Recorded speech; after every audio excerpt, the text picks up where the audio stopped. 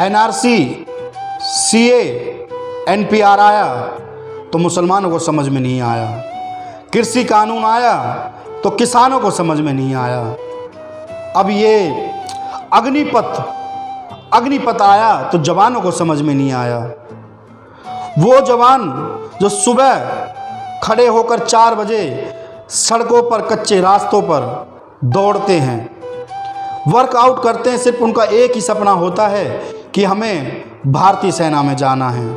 अगर वही भारत सरकार, वही भारतीय सेना के अधिकारी ये कहें कि तुम्हें सिर्फ 4.5 साल के लिए लिया जाएगा, तो क्या बीतेगी उन जवानों पे।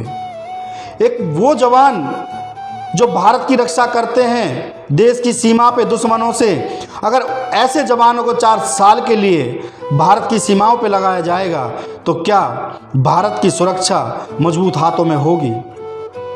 मैं कहना चाहूँगा उन पुलिस वालों से भी जो इन बच्चों पे लाठियाँ बरसा रहे हैं, अगर तुम्हारे बच्चे अगर इनके साथ होते तो शायद तुम्हारे हाथ कब कांपते जो तुम इन बच्चों पर लाठियाँ चलाने का काम कर रहे हो। एक किसान और एक जवान इस भारतवर्ष को चलाते हैं। कभी तुम किसान को रोडों पर लेके आ जाते हो, कभी तुम जवानों को रोडों पर लेके आ जाते हो। अरे वो जवान, वो गरीब परिवार से निकल कर आते, एक सपना होता है कि हमें भारतीय सेना में जाना है, अपनी भारत की सेवा करनी है, अपनी भारत की रक्षा करनी है। लेकिन नहीं, भारतीय सरकार अपनी पुलिस प्रशासन से उनके ऊपर डंडे बरसवाती है।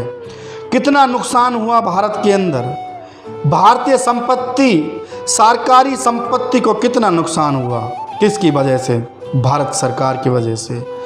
अगर 4 साल के लिए जवान जो तैयारी करते हैं, इतना फिजिकल करते हैं, दौड़ मारते हैं, रात रात दिन दिन भूखे मरे रहते हैं, कभी कहीं पर भर्ती निकलती है तो कभी कहीं निकलती है।